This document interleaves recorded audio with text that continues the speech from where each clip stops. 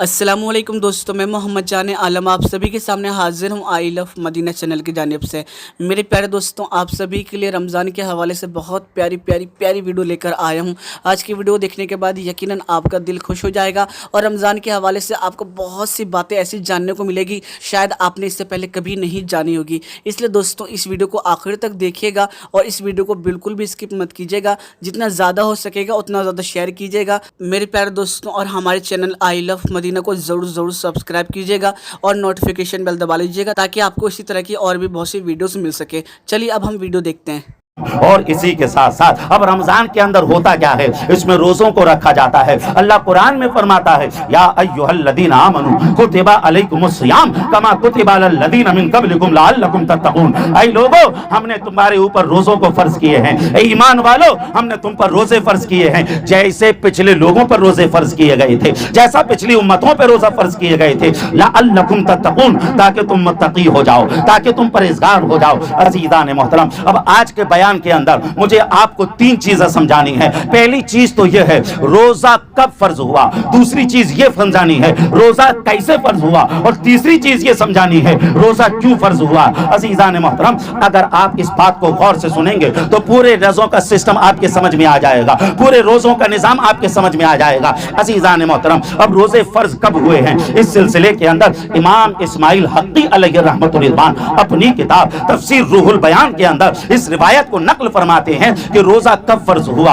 रोजा फर्ज कब हुआ। इस सिलसिले में आप एक रिवायत नकल फरमाते हैं, आदम अलैहिस्सलाम की औलाद में जो तीसरा बादशाह था जिसका नाम तमहूर अस्सालिस था, उसके दौर के अंदर कहत पड़ जाता है, उसके दौर के अंदर सूखा पड़ जाता है, उसकी रियाया परेशान होने लग जाती है, सूखे की वजह से परेशान होने लग जाती है, पानी ना बरस रहा है इस वजह से परेशान होने लग जाती है, लोग भूख की वजह से मरने लग जाते हैं। उसने हंगामी तौर पर एक मीटिंग को बुलाया, अपने वजीरों को बुलाया, मुशीरों को बुलाया और इस संकट को सामने रखा कि बताओ इससे कैसे निपटा जाए, इसका हल हमारे पास क्या है। तो तमाम के तमाम लोगों ने, वजीरों ने, मुशीरों ने इस तरीके की बात को पेश किया, इस तरीके के मामले को सामने रखा। ऐसा किया जाए बादशाह सलामत कि जिस इलाके के अंदर कहत पड़ा हुआ है और जिस इलाके के अंदर कहत नहीं पड़ा हुआ है, जिस इलाके में कहत नहीं पड़ा हुआ है, वो लोग एक दिन खाना खाएं और एक दिन खाने को बचा के रखें और उस इलाके में पहुंचाएं जिस इलाके में लोग भूख की वजह से मर रहे हैं, जिस इलाके के अंदर सूखा पड़ा हुआ है, ताकि उनकी हेल्प हो जाए, ताकि उनकी मदद हो जाए।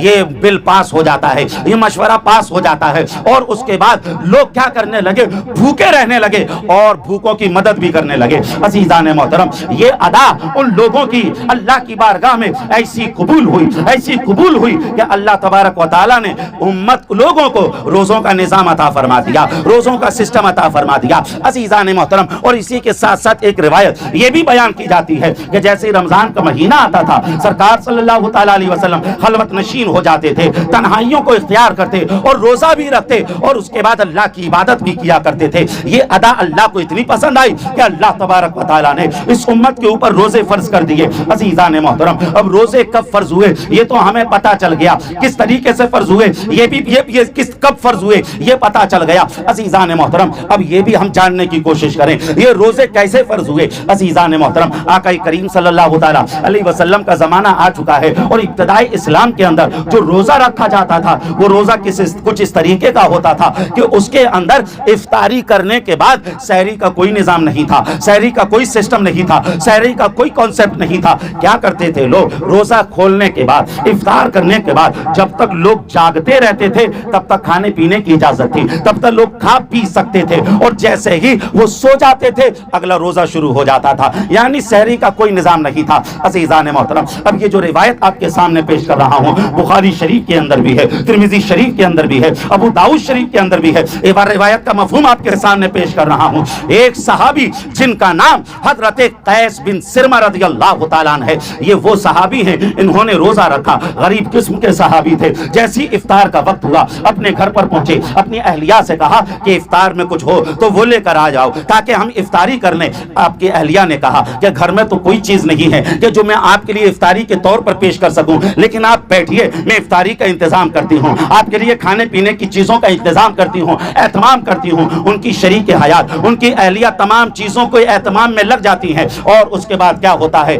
دن بھر کے تھکے ہارے تھے، ان کی آنکھ لگ جاتی ہے، جیسے ہی وہ افطاری تیار کر کے لاتی ہیں، وہ کہتی ہیں ہلاکتا یا قیس، اے قیس تم تو ہلاک ہو گئے، اے قیس تم نے کیا کیا، ارے تم تو سو گئے، تم نے روزے کو کھولا نہیں، تم نے افطار نہیں کیا، تمہارا اگلا روزہ شروع ہو چکا ہے۔ عزیزان محترم، آپ ذرا اندازہ لگائیے، روزہ ہو اور بغیر سحری کا روزہ ہو، اور اس کے بعد عرب جیسی گرمی میں روزہ ہو، اور اس کے بعد پھر اگلا روزہ شروع ہو جائے، اب ایسی حالت میں اللہ کی ہمت عطا فرماتا ہے، اللہ کی طاقت عطا فرماتا ہے۔ حضرت قیس بن سرما نے اگلے روزے کا بھی ارادہ کر لیا، اگلے روزے کی بھی نیت کر لی، اور اس کے بعد جب اگلا دن آتا ہے، آقا کریم صلی اللہ تعالی علیہ وسلم حضرت قیس بن سرما کو دیکھتے ہیں۔ میرے آقا صلی اللہ علیہ وسلم نے دیکھا کہ حضرت قیس بن سرما بہت زیادہ کمزور ہو چکے ہیں، ان کے بدن سے نکاہت کے آثار نظر آ رہے ہیں، کمزوری کے آثار نظر آ رہے ہیں، نہ ان سے بولا جا رہا ہے، نہ ان سے چلا جا رہا ہے، نہ ان سے اٹھا بیٹھا جا رہا ہے۔ میرے آقا ارشاد فرماتے ہیں، اے قیس یہ کیا بات ہے اور یہ تمہاری حالت کیسے ہو گئی ہے؟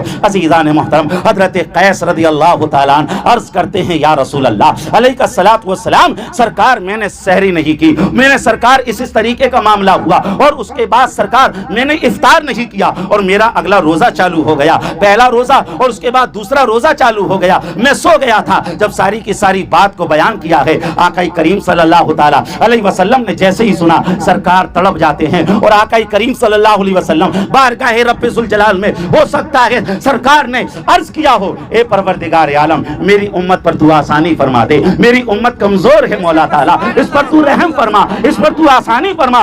اللہ اکبر، آقا کریم صلی اللہ تعالی علیہ وسلم کا اتنا سوچنا تھا یا اتنا کہنا تھا، اللہ تبارک و تعالیٰ نے سورہ بقر کے اندر آیت نمبر 187 کو نازل فرما دیا، اور قرآن پکار اٹھا، وَكُلُوا وَاشْرَبُوا حَتَّى يَتَبَيَّنَ لَكُمْ خَيْطُ الْأَبْيَضُ وَخَيْطُ الْأَسْوَدِ مِنَ الْفَجْرِ ثُمَّ أَتِمُّوا الصِّيَامَ إِلَى اللَّيْلِ۔ اللہ تبارک و تعالیٰ نے سورہ بقر کی اس آیت کے اندر امت محمدیہ کو سحری کا تحفہ عطا فرما دیا۔ تکبیر، نعرہ رسالت، نعرہ رسالت، سحری کا تحفہ عطا فرما دیا، سحری کا نظام عطا فرما دیا۔ اللہ اکبر، حضرت قیس بن سرما رضی اللہ تعالی عنہ کی ذات پر ہزاروں سلام ہو، کروڑوں سلام ہو، ان کی وجہ سے اللہ تبارک و تعالیٰ نے، ان کی بھوک اور پیاس کی وجہ سے اللہ نے اس امت کو سحری کا نظام عطا فرما دیا، سحری کا تحفہ عطا فرما دیا۔ عزیزان محترم، اب میں آپ کو بتاتا چلوں یہ سحری کیا ہے، یہ سحری کیا ہے۔ عزیزان محترم، یہ کھانا ہے، اس کھانے کو کب کھایا جاتا ہے؟ اس کھانے کا وقت ہے صبح فجر کی اذان سے پہلے، یعنی اگر اس کو گھڑی کے ٹائم کے اعتبار سے میں بتا دوں تو تقریباً 3 بجے سے 4 بجے کے بیچ کا یہ وقت ہوتا ہے۔ آپ جانتے ہیں اچھے طریقے سے یہ وقت کتنا خطرناک ہوتا ہے، اس وقت میں کتنی خطرناک طریقے سے نیند آتی ہے۔ ارے اٹھنا تو بہت دور کی، کھانا تو بہت دور کی بات ہے، لوگوں کو اٹھنے میں ہی بڑی تکلیف ہو جاتی ہے، اٹھنے میں ہی بڑی پریشانی ہو جاتی ہے۔ عزیزان محترم، نیند یہ کہتی ہے، نفس یہ کہتا ہے کہ آرام کرتے رہو، مگر شریعت یہ کہتی ہے، اللہ یہ فرماتا ہے، اے بندے تجھے اٹھنا ہے، اور نہ صرف اٹھنا ہے بلکہ تجھے کھانا بھی ہے، تجھے سحری بھی کرنا ہے۔ اللہ اکبر، بندہ اٹھ جاتا ہے، اور میرے آقا صلی اللہ علیہ وسلم سحری کے حوالے سے کیا فرماتے ہیں؟ بخاری مسلم کے متفق علیہ حدیث ہے، جی لگا کر محبتوں کے ساتھ بلند آواز سے کہیں سبحان اللہ۔ تو آپ کو حدیث سنا دیتا ہوں، اور جی لگا کر کہیے سبحان اللہ، اور ایمان کی طاقت سے کہیے سبحان اللہ، الحمدللہ، اللہ اکبر۔ عن انس بن مالک رضی اللہ تعالی عنہ قال قال رسول اللہ صلی اللہ تعالی علیہ وسلم تساحروا فإن في السحور برکہ، رواه البخاری فی صحیحہ ورواه مسلم فی صحیحہ۔ آقا کریم صلی اللہ تعالی علیہ وسلم ارشاد فرماتے ہیں، اے لوگو سحری کیا کرو، کیونکہ سحری کے اندر اللہ نے برکتیں رکھتی ہیں، سحری کے اندر اللہ نے دنیا کی بھی برکتیں رکھی ہیں، آخرت کی بھی برکتیں رکھی ہیں۔ اور مسند امام احمد ابن حنبل کی حدیث ہے، آقا کیا فرماتے ہیں؟ ان ابی سعید الخدری رضی اللہ تعالیٰ عنہ قال قال رسول اللہ صلی اللہ تعالیٰ علیہ وسلم ان اللہ وملائکتہ یصلون علی المتساہرین رواہ احمد بن حنبل فی مسندہ. آقا کریم ارشاد فرماتے ہیں جب بندہ نیند کی قربانی کو دے کر سحری کے وقت اٹھتا ہے اور کھاتا ہے اور کہتا ہے مولا یہ کھانے کا وقت نہیں ہے مگر میں تیری رضا کے لیے کھا رہا ہوں, میں تیری رضا کے لیے سحری کر رہا ہوں. اللہ اکبر, رب کی رحمتیں اس طریقے سے جھوم کے برستی ہیں کہ اللہ اور اس کے تمام فرشتے سحری کرنے والے کے اوپر رحمتیں نازل فرماتے ہیں. سحری کرنے والے کے اوپر رحمتیں نازل فرماتے ہیں.